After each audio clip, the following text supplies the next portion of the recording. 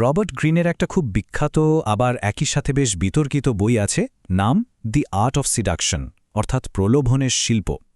আজকের এই আলোচনায় আমরা এই বইটির মূল ধারণাগুলোই বোঝার চেষ্টা করব। দেখব ঠিক কোন কৌশলগুলোর কথা বলা হয়েছে এখানে, যা যুগ যুগ ধরে মানুষকে প্রভাবিত করে আসছে। দশকের পর দশক ধরে এই বইটা নিয়ে এত আলোচনার কারণটা কি বলুন তো?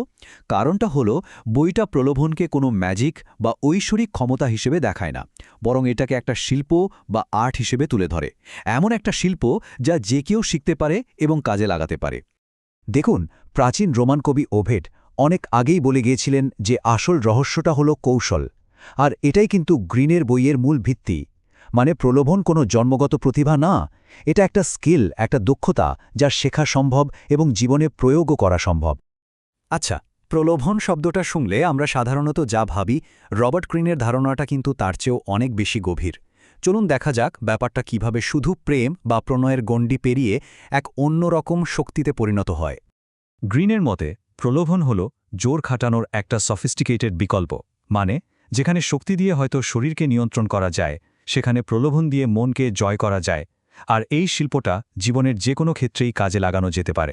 ভাবুন তো, শক্তি প্রয়োগ করলে কি হয়? একটা প্রতিরোধ তৈরি হয়, তাই না? আর সেই প্রভাবটাও কিন্তু খুব অল্প সময়ের জন্য থাকে। কিন্তু প্রলোভন কাজ করে একদম অন্যভাবে। এটা মনস্তাত্ত্বিকভাবে একটা আকর্ষণ তৈরি করে, ফলে মানুষ নিজে থেকেই স্বেচ্ছায় আত্মসমর্পণ করে। আর এই প্রভাবটা হয় অনেক বেশি দীর্ঘস্থায়ী। ইতিহাসেও কিন্তু এর অনেক প্রমাণ আছে। যেখানেই শারীরিক শক্তির অভাব ছিল, সেখানেই মানুষ বুদ্ধিমত্তা আর আকর্ষণকে নিজেদের অস্ত্র হিসেবে ব্যবহার করেছে। এই উক্তিটা সেই গভীর সত্যটাই আমাদের মনে করিয়ে দেয়। দক্ষতার কৌশল প্রায় পেশি শক্তির চেয়ে অনেক বেশি শক্তিশালী হয়। বেশ, তাহলে প্রশ্ন হল, প্রলোভনের প্রথম ধাপটা কি? গ্রিনের মতে এটা কোনো কাজ বা অ্যাকশন দিয়ে শুরু হয় না। এর শুরুটা হয় নিজেকে একটা নির্দিষ্ট ধরনের ব্যক্তিত্ব হিসেবে গড়ে তোলার মাধ্যমে।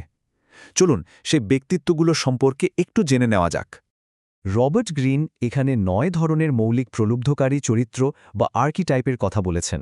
আর প্রত্যেকটা চরিত্রের মানুষকে আকর্ষণ করার নিজস্ব একটা বিশেষ ধরন আছে।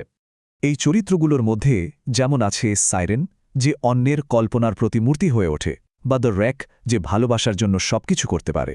আবার ধরুন দ্য স্টারের কথা, যে নিজেকে রহস্যের চাদরে ঢেকে রেখে একটা দুর্নিবার আকর্ষণ তৈরি করে। প্রত্যেকটা চরিত্রই মানুষের ভিন্ন ভিন্ন আকাঙ্ক্ষাকে টার্গেট করে। এই আর্কিটাইপগুলো আসলে কিভাবে কাজ করে সেটা ভালো করে বোঝার জন্য চলুন সবচেয়ে শক্তিশালী চরিত্রগুলোর একটা দ্য সাইরেনের গভীরে যাওয়া যাক। গ্রিনের মতে সাইরেন হলো পুরুষদের জন্য এক চূড়ান্ত ফ্যান্টাসি। কারণটা কি? কারণ সাইরেন পুরুষদের দৈনন্দিন জীবনের দায়িত্ব, যুক্তি আর নিয়মের জগৎ থেকে একটা মুক্তির স্বাদ দেয়। এমন একটা জগৎ যেখানে তারা প্রায় নিজেদের বন্দী বলে মনে করে। ইতিহাসের দিকে তাকালে এর সবচেয়ে বড় উদাহরণ অবশ্যই ক্লিওপ্যাট্রা। তার আসল ক্ষমতা কিন্তু তার সৌন্দর্য ছিল না, বরং ছিল তার নাটকীয় উপস্থিতি আর কণ্ঠস্বরের জাদু, যা মানুষকে একেবারে সম্মোহিত করে ফেলত। একটা জিনিস খেয়াল করুন, সাইরেনের মূল অস্ত্র যেগুলো, যেমন তার কণ্ঠ, তার সাজসজ্জা বা তার চালচলন, এগুলো কিন্তু কোনোটিই জন্মগত নয়। এগুলো সবই অর্জিত গুণ। তার মানে হলো যে কেউ চেষ্টা করলে এই কৌশলগুলো আয়ত্ত করতে পারে। আর আধুনিক যুগে এর একটা দারুণ উদাহরণ হলেন মেরিলিন মনরো। তার মধ্যে অদ্ভুতভাবে দুটো জিনিস একসাথে ছিল। একদিকে আবেদনময়ী নারীর আকর্ষণ, আর অন্যদিকে শিশুর মতো সারল্য। এই দুই বিপরীত বৈশিষ্ট্যের মিশ্রণটাই তাকে এতটা অপ্রতিরোধ্য করে তুলেছিল। বেশ, তাহলে ব্যক্তিত্ব তো না হয় গড়ে তোলা হলো, কিন্তু এর পরের ধাপটা কি? চলুন এবার বইয়ের সেই কৌশলগত প্রক্রিয়াটার দিকে নজর দেওয়া যাক, যা প্রলোভনকে ধাপে ধাপে এগিয়ে নিয়ে যায়।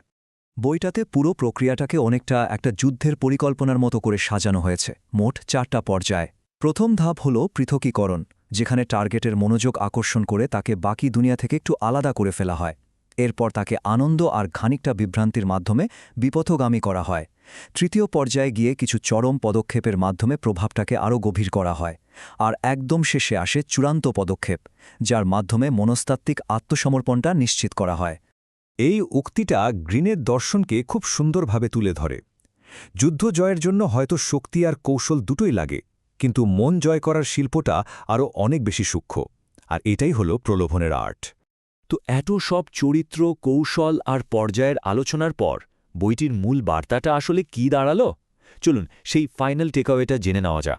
আর এটাই সম্ভবত বইটার সবচেয়ে গুরুত্বপূর্ণ কথা।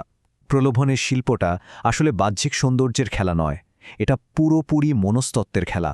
আর যেহেতু এটা মনস্তত্ত্বের খেলা, তাই যে কেউ মানুষের মনকে বোঝার দক্ষতা অর্জন করে এই খেলায় পারদর্শী হয়ে উঠতে পারে। এই শিল্পে দক্ষ হতে হলে কয়েকটি মানসিকতার পরিবর্তন বেশ জরুরি, যেমন ফোকাসটা নিজের ওপর থেকে সরিয়ে টার্গেটের ওপর নিয়ে যাওয়া, জীবনটাকে একটা মঞ্চের মতো দেখা যেখানে আপনি বিভিন্ন ভূমিকা পালন করতে পারেন আর সেটা উপভোগও করতে পারেন। তাহলে সব আলোচনার শেষে প্রশ্ন কিন্তু একটাই থেকে যায়, এই যে প্রলোভনের শিল্প, এটা কি সত্যি একটা আর্ট, একটা সফিস্টিকেটেড কৌশল, নাকি এটা শুধুই মানুষকে নিয়ন্ত্রণ করার একটা ম্যানিপুলেটিভ গাইডবুক? এই বিতর্কিত বইটা পড়ার পর এর উত্তরটা হয়তো এক একজনের কাছে এক এক রকম হবে।